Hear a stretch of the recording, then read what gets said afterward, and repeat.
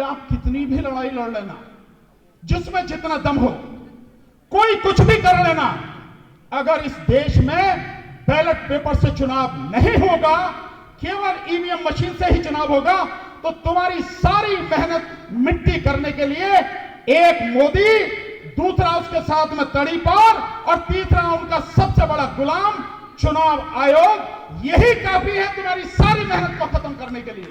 जो आदमी है दुखी है, पीड़ा से भरपूर है, पर लड़ने को तैयार नहीं है, तुम्हारी लड़ाई दूसरा क्यों लड़ेगा भाई? 4 घंटे नहीं दे सकते तुम, और चाहते हो कि तुम्हारी सारी समस्याओं का समाधान कोई भी आके कर दे। क्यों करेगा कोई तुम्हारे लिए? क्यों लड़ेगा तुम्हारे लिए? और मणिपुर की तरह और ही प्रदेश जहां इन सरकारों ने जानबूझकर हिंसा करा रखी है। इस देश का बेशरम प्रधानमंत्री ये कहता मणिपुर तो 2 जातियों का संघर्ष है।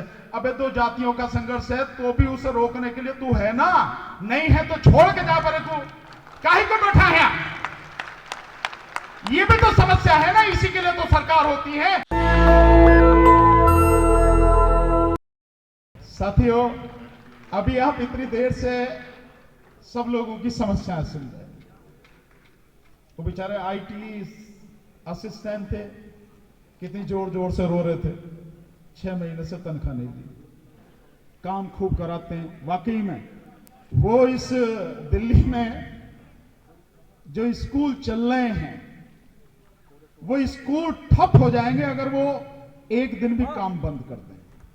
वो रीढ़ है, एक तरह से काम कर रहे हैं, सारे काम वही करते हैं, पढ़ाने के अलावा जो बाकी काम है वो यही करते हैं। अभी आपने देखा मार्शल वाले बेचारे रो के गए, कितनी जोर जोर से रो रहे। 2 ही आदमी आए गिनती के। हाँ, आ रही समझ में आप? हाँ, मैं समझ रहा हूं। वो 1 2 3 4 होंगे। ये वही लोग हैं जिनके साथ हम पूरी मजबूती से खड़े हुए, लड़े इनके लिए। लेकिन आज की तारीख में इनकी ही लड़ाई लड़ने के लिए हम यहां खड़े हैं, आने को तैयार नहीं है। अभी ये केजरीवाल की गाली दे रहे हैं, केजरीवाल को कह रहे हैं, उसी के पीछे दुम हिलाते फिर रहे हैं ये सारे के सारे। मैं मुंह पे कह रहा हूं आपको, यह है इनकी स्थिति। मतलब जो आदमी है दुखी है, पीड़ा से भरपूर है, पर लड़ने को तैयार नहीं है, तुम्हारी लड़ाई दूसरा क्यों लड़ेगा भाई? 4 घंटे नहीं दे सकते तुम, और चाहते हो कि तुम्हारी सारी समस्याओं का समाधान कोई भी आके कर दे। क्यों करेगा कोई तुम्हारे लिए? क्यों लड़ेगा तुम्हारे लिए?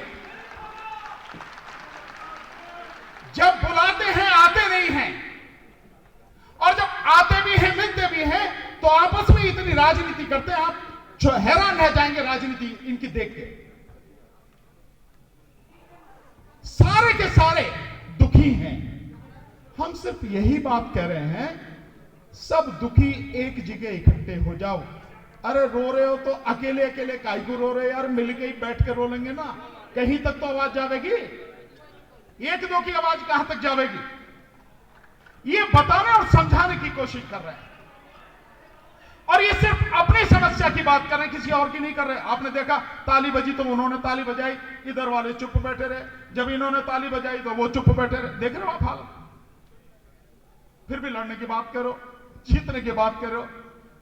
ये बैठे हैं सामने, आपके मंच के पीछे बैठे हैं सोफा पे, ये मणिपुर के लोग, ये मणिपुर का वो परिवार के लोग हैं जिनके परिवार के बहन, मां, बेटी, उनकी अभी महीने भर पहले ही किडनैप करके हत्या कर दी गई और मारने के बाद लाश नदी में फेंक दी गई। आज हमारे बीच में ये बैठे हैं। कोई बोला मणिपुर की समस्या पे? राणा साहब को छोड़ के? ये मणिपुर की समस्या हमारी नहीं है, मणिपुर हमारे देश का हिस्सा नहीं है, मणिपुर हमारे शरीर का हिस्सा नहीं है क्या? लेकिन हमें वहां कुछ भी होता रहे, कोई किसी को लेना देना नहीं है। और मणिपुर की तरह और ही प्रदेश जहां इन सरकारों ने जानबूझकर हिंसा करा रखी है। इस देश का बेशरम प्रधानमंत्री ये कहता मणिपुर तो 2 जातियों का संघर्ष है। अबे 2 जातियों का संघर्ष है तो भी उसे रोकने के लिए तू है ना? नहीं है तो छोड़ के जा परे, तू काहे को बैठा है? ये भी तो समस्या है ना, इसी के लिए तो सरकार होती है, प्रदेश सरकार होती है, केंद्र की सरकार होती है, अदालतें होती है, और काय के लिए है ये सारे के सारे? अगर सुनने को तैयार नहीं है तो। लेकिन सुनने को तैयार नहीं, कोई नहीं सुनेगी। अभी आपके सामने बता के गया ना चंद्रचूड़ ने बताया कि तुम चिंता मत करो, हम सारे मिले हुए यार मेरे, चाहे प्रधानमंत्री हो, चाहे अदालत हो, हाई कोर्ट हो, सुप्रीम कोर्ट हो, नेता हो, पूंजीपति, सब मिले हुए सारे के सारे। तो तुम्हें दिखाई नहीं देता जब सारे मिले हुए, बेईमान सारे मिले हुए, तो तुम दुखी क्यों नहीं मिल जाते हो सारे के सारे? तुम्हें की दिक्कत क्या है? तुम सारे दुखी जिस दिन मिल गए, मैं दावे के साथ कह रहा हूं, एक साथ इकट्ठे होकर जिस दिन चल दिए, जिस सड़क जिस गली से निकल जाओगे, सरकारों की पेंटें गीली हो जाएंगी। ये ताकत है तुम्हारे अंदर, पर अपनी ताकत को तो समझो, अपने आप को तो समझो यार मेरे। नहीं समझते तभी ये हाल होता है। मैं इतने समय से देख रहा हूं, बहुत लोग, मैंने लड़ने वाले लोग देखे, यहां साथी आए हैं, उनके कुछ साथी सुशील जी हैं, रवि जी हैं, जो यहां पे स्वास्थ्य कर्मचारी हैं, जो नर्सिंग अर्दली हैं, स्वीपर, ये कितने लोग हैं? मात्र 578 के लगभग लोग हैं, 578 या 585।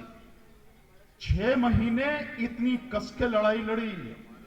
दिल्ली सरकार का जो स्वास्थ्य निदेशालय है, कड़कड़डूमा कोर्ट के सामने, हमारे साथ ये लोग 6 महीने धरने पर बैठे रहे।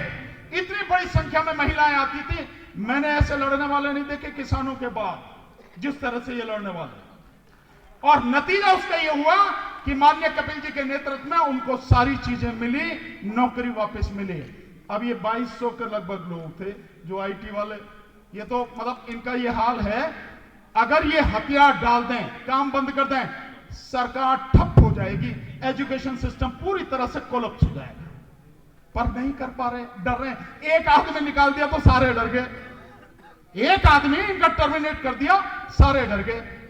दूसरी तरफ आ जाओ, हमारे सफाई कर्मचारी भाई हैं, मैं सोच के हैरान होता हूं, इतने ताकतवर लोग हैं ये, अगर ये ईमानदारी से एक मुट्ठी बांध के लड़ाई लड़नी शुरू कर दे, सरकारें इनके सामने बिल्कुल बेकार है, कुछ कर ही नहीं सकती। सफाई कर्मचारी दिल्ली में लगभग टोटल मिलाए तो 5 लाख सफाई कर्मचारी हैं, और अगर एमसीडी की बात करें तो लगभग 60,000 सफाई कर्मचारी हैं। ये 60,000 सफाई कर्मचारी जिस दिन ये कह दें आज के बाद में सफाई बंद, जब तक हमें पक्का नहीं किया जाएगा कुछ नहीं करेंगे, और अपने रिश्तेदारों से भी बाहर कहते हैं कि यहां दिल्ली में झांकने की जरूरत नहीं है, जब तक हमें हमारा हक ना मिल जाए, सरकार 3 दिन में घुटनों में आ जाएगी, सब कुछ सड़ के जा पड़ेगा, पूरी दिल्ली नरक बन जाएगी। लेकिन सारे के सारे लड़ने को तैयार नहीं है, मैं बताता हूं तो मानने को तैयार नहीं है। इतनी ताकत है इनकी। दुख ये है साथियों, अब अकेला केजरीवाल ही तो बेईमान थोड़ा ही है, अकेला केजरीवाल ही जिम्मेदार थोड़ा ही है। दिल्ली में तो 3 सरकारें चलती हैं, एक केंद्र की सरकार जो मोदी बैठा, दूसरा ये केजरीवाल जो राज्य सरकार में, और अब तो एमसीडी की भी सरकार में यही आ गया। पहले तो कहता था कि एमसीडी में मुझे लाओ, सारे कर्मचारियों को पक्का कर दूंगा, पता लिया है तुझे 1 साल से क्या कर रहा हूं, मक्खी मार रहा, क्यों नहीं करता इन्हें पक्के? नहीं करेगा। और आपको मजेदार बात बताता हूं, अभी महीने भर पहले एमसीडी कमीशन से हमारी मीटिंग थी। आप देखिए अन्याय किस तरह से होता, और कितने बेशरम कर्मचारी हैं, वो जो अधिकारी हैं कितने बेशरम हैं, सरकार कितनी निकम्मी है। आप निकम्मापन देखिए, मैं बताता हूं आपको। सफाई कर्मचारियों की मीटिंग हम लोग गए, कमिश्नर से मिलने बैठे, बात हुई, डिप्टी कमिश्नर थे, कोई पता नहीं नाम भूल रहा हूं, बड़ी अच्छी तरह से बात की उन्होंने। मैंने पूछा, भाई ये तुम कच्चों को पक्का करते हो, कोई नियम, कोई कानून, कोई कायदा कुछ तो होगा यार। माना किसी को जो आईएएस बनना है तो उसे कम से कम बीए होना चाहिए, बीएससी होना चाहिए, ग्रेजुएट होना चाहिए, नहीं होना चाहिए। पर तुम्हारा भी कुछ है? नहीं जी कुछ नहीं है। मैंने यार ऐसे कैसे हो जाएगा? नहीं साहब ऐसा है, हम ये कर रहे हैं कि जो 1998 से लेके और सन 2000 के बीच के लोग हैं ना, जो उसमें भर्ती हुए, उनको हम पक्का कर रहे हैं। आ रही सभी बात, मतलब तुम्हारी मर्जी है कि जिसको चाहो भर्ती कर दो। और मैं इस मंच से पूरे विश्वास के साथ कह रहा हूं कि जितनों को भी भर्ती इन्होंने पक्का किया है, सबसे 2 लाख रुपए से लेकर 3 लाख रुपए रिश्वत ली है, बिना उसके पक्का नहीं किया है। यह है इनकी स्थिति। तो कोई नियम नहीं है, कोई कायदा नहीं है, कोई कानून नहीं है। जब ये आपके गूठे के नीचे आते हैं, आपके हाथ के नीचे आते हैं, दबाव में आते हैं या रिश्वत लेते हैं, तभी ये पक्का करते हैं। सो मैंने कहा सफाई कर्मचारी भाइयों को, अब 13 तारीख को आ रहे हैं ना इकट्ठे हो गए, मैंने तो इनको 2 ही सलाह दी, बस 2 ही सलाह दी और उसके अलावा इनका किसी की जरूरत नहीं, ये काम हो जाएगा। मैंने भाई सारे के सारे घर घर चलो, सब अपने ही तो भाई हैं, सबको बात करो, सबको बिठाओ, सबको समझाओ, भाई सारे मिलके आओ और सारे एक दिन काम बंद करके जो सिविक सेंटर है, एमसीडी का सेंटर, पूरी जो उनका हेड ऑफिस है, उसको घेर लो। ना तो किसी को अंदर जाने दो, ना अंदर से किसी को बाहर आने दो, और जब तक ये तुम्हें पक्का ना कर दें तब तक हिलो ही नहीं। पर ये भी ऐसे हैं कि चलने को करने को तैयार ही नहीं। कैसे समस्याओं का समाधान होगा साथियों? और सरकारें क्या समझ रहे हो कि केजरीवाल और मोदी में कोई फर्क है? कोई फर्क नहीं है। जहां मोदी को लगता है कि यहां केजरीवाल फिट करना, वहां उसे जिता देते हैं। जहां उन्हें लगता है कि अब केजरीवाल की यहां जरूरत है तो जमानत दे के बाहर निकालते हैं, मुख्यमंत्री पद से हटाते हैं, हरियाणा में पूरा इलेक्शन लड़ाते हैं। अभी साथी क्या कह रही है, सब एक है, आरएसएस का ही आदमी है वो। ये केजरीवाल आम आदमी पार्टी आरएसएस की विंग है, उन्हीं के सब कुछ है। ये सब कुछ हमारी आंखों के सामने हो रहा, होता रहेगा। और मैं पूरे विश्वास के साथ कहता हूं कि आप कितनी भी लड़ाई लड़ लेना, जिसमें जितना दम हो, कोई कुछ भी कर लेना, अगर इस देश में बैलेट पेपर से चुनाव नहीं होगा, केवल ईवीएम मशीन से ही चुनाव होगा, तो तुम्हारी सारी मेहनत मिट्टी करने के लिए एक मोदी, दूसरा उसके साथ में तड़ी पार, और तीसरा उनका सबसे बड़ा गुलाम चुनाव आयोग, यही काफी है तुम्हारी सारी मेहनत को खत्म करने के लिए। इनको हटाना जरूरी है, मशीन को हटाना जरूरी है। इस देश में बैलेट पेपर से चुनाव हो, यह लड़ाई लड़ना जरूरी है, अन्यथा आप कुछ नहीं कर सकते। कर क्या रहे हो? कांग्रेस क्या कर रही है? कांग्रेस के हाथ से छत्तीसगढ़ छीन लिया, मध्य प्रदेश छीन लिया, राजस्थान छीन लिया, और लोगों ने खूब ताकत लगाई, खूब वोट दी, लोकसभा चुनाव भी छीन लिया उनके हाथ से। छीना नहीं छीना? 4,65,40,000 वोटें बढ़ाई। राहुल गांधी एक शब्द नहीं बोलते इस पर, खड़गे साहब एक शब्द नहीं बोलते इस पर, सोनिया जी, प्रियंका जी, कांग्रेस का कोई आदमी एक शब्द बोलता नहीं है। आपको दिख नहीं रहा? 3 बड़ी एजेंसियों ने सिद्ध कर दिया सबूतों के साथ में कि किस कदर बेईमानी हुई है, और 4,65,00,000 वोटें बढ़ाकर बीजेपी 79 सीटें, 79 सीटें जीत के आई है। ये सीटें माइनस कर दो, बीजेपी अपने आप ही गड्ढे में गिर जाएगी, 160-161 पर सिमट जाएगी। लेकिन एक शब्द इस पर नहीं बोलते, और यही देखते देखते हरियाणा उनके हाथ से छीन लिया। हरियाणा फिर भी नहीं जागे, फिर भी उसी आदमी से जाके, इलेक्शन कमीशन से जाके, यानी जो कातिल है, सरेआम कत्ल कर रहा है, उसी के सामने जाके हाथ जोड़ रहे हैं, भैया ये लाए हैं, तूने गर्दन काटी है, तू हमारा फैसला कर दे। आ रही समझ बात?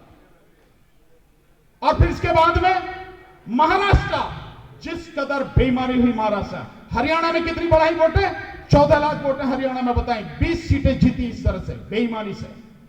और फिर इसके बाद में 76 लाख वोटें महाराष्ट्र में बढ़ाई, 76 लाख वोटें, और तभी जीत के आए हैं।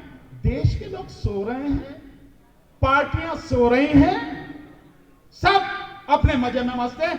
जो असली समस्या है उस पर कोई ध्यान देने को तैयार नहीं है।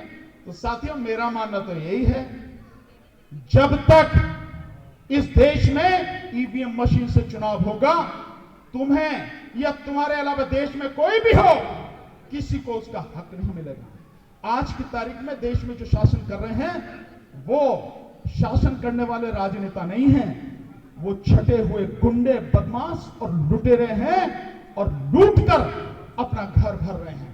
आपने कभी सोचा, मोदी जहां जाता वो किराए के लोगों को इकट्ठा करके फूल बरसवाता, वो निकालता ना अपनी यात्रा पात्रा से जो निकालता, 20 किलोमीटर, 40 किलोमीटर, और इधर से लेकर उधर तक लोग खड़े हैं, ढोल बजा रहे हैं।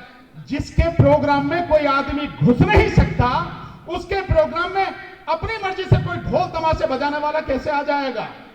सब प्लांटेड हैं, सब पैसे से खड़े किए गए लोग हैं, और फूल बरसवाता जन पता नहीं कहां के किला जीत के आया।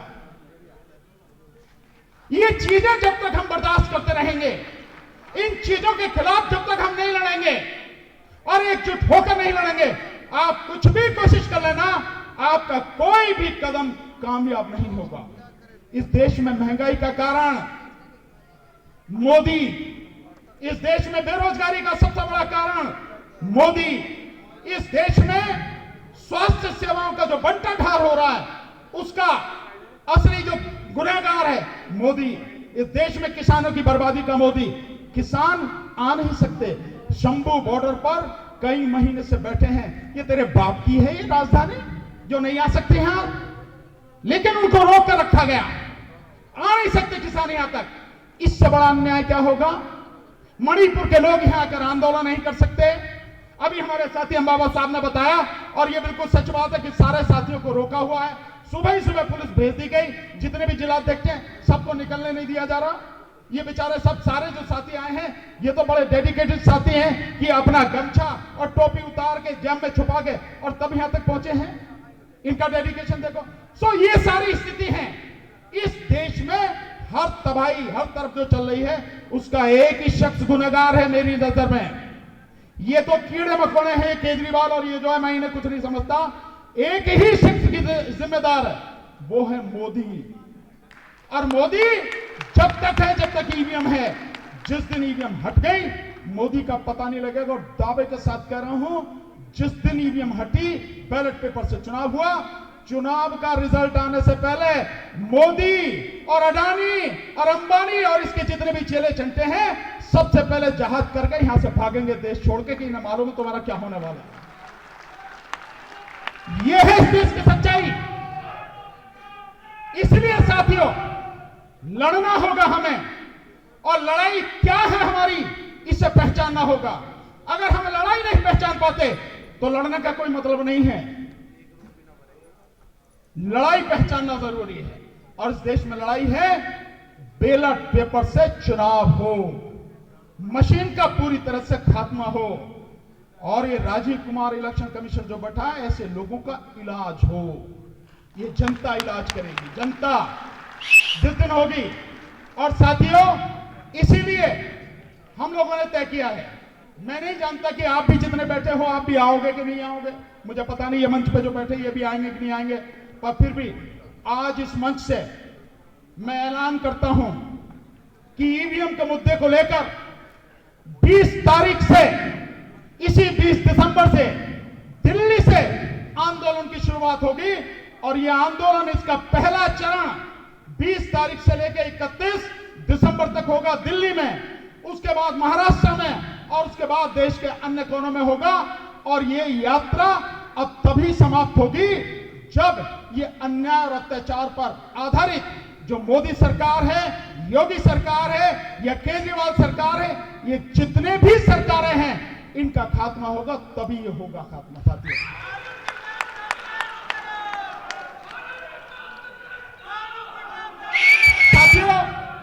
साथियों, हमें लड़ना होगा ईमानदारी से। अगर हम ईमानदारी से नहीं लड़ते हैं, हमें कुछ भी कहने का हक नहीं। हम दो में से कुछ हो सकते हैं, या तो ईमानदार और या बेईमान। अगर बेईमान हैं तो कोई लड़ाई सफल नहीं होगी, और अगर ईमानदार हैं तो निश्चित रूप से हमारी लड़ाई सफल होगी। और इस देश के संविधान और लोकतंत्र को तबाह करने वाली जो पार्टी है, जो व्यक्ति हैं, उनको उखाड़ के फेंकेंगे। इतना ही मेरा आप सबसे कहना है साथियों। तो कमर कस लीजिए। मुझे नहीं जानता कौन कौन आएंगे, बड़े फोन पर तो बड़े बड़े मैसेज आ रहे हैं लोगों के। हम भी आपकी यात्रा में शामिल होंगे, हम भी आएंगे साहब, आएंगे। मैं देखूंगा कौन कौन आएंगे, सबके मैसेज आ रहे हैं, नाम पते आ रहे हैं, सबको फोन करके पूछूंगा भैया आओगे, क्योंकि व्यवस्था भी तो करनी है, रोटी पानी का भी तो इंतजाम करना सबका। जो आएंगे चलेंगे। तो साथियों, कोई आए ना आए, जो आएगा उसका धन्यवाद, जो आएगा उसे गले से लगाएंगे, और उसकी समस्या हमारी समस्या, उसका सुख दुख हमारा। और नहीं भी कोई आया तो अंबेडकर भवन, रानी झांसी रोड पर दिल्ली में, जो बाबा साहब डॉक्टर अंबेडकर ने अपने पैसे से वो जगह बनाई थी, समाज को खरीद के दी थी, उसी जगह से, क्योंकि संविधान बनाने बाबा साहब डॉक्टर अंबेडकर, उन्हीं के संविधान को खतरा है, यानी हम सबकी जिंदगी को खतरा है। तो बाबा साहब डॉक्टर अंबेडकर, जहां उनकी पवित्र अस्थियां रखी हैं अंबेडकर भवन रानी झांसी रोड पर, वहीं से 20 तारीख को 11 बजे ये यात्रा शुरू होगी और उसके बाद वहीं पर पंचकुला रोड पर जो वाल्मीकि मंदिर है उसमें हम जाएंगे और उसके बाद से ये सारी यात्रा पहाड़ी धीरज होते हुए, पहाड़गंज होते हुए आगे बढ़ेगी और 12 दिन तक ये यात्रा चलेगी। पूरी डिटेल आने वाले समय में हम आपको बताएंगे कैसे होगा, कैसे नहीं होगा। पर एक ही निवेदन फिर करता हूं, मैं अकेला भी चलूं तो कोई दिक्कत नहीं, पर 4 भी साथ में होंगे तो भी कोई दिक्कत नहीं, बहुत बड़ी बात। पर अधिक जितने होंगे हम सबका भला होगा, सभी का। तो जो भी आए हैं, जो मार्शल के साथी, जो अभी यहां बोल के गए मार्शल के साथी, भैया तुम्हारी दिक्कत जो है ना, ये केजरीवाल दूर ना करेगा, हम ही करेंगे। वो नहीं जानता तुम्हारी दिक्कत, हम जाने, समझे ना। ये तो मजे में जो आदमी 50 करोड़ रुपए अपने घर को शीशमहल बनाने में लगवा दे और कह रहा है 1 कमरे के मकान में रहूंगा, वो तुम्हारी समस्या कैसे हल करेगा भाई? नहीं करेगा। और वो किसानों की भी समस्या का हल नहीं करेगा।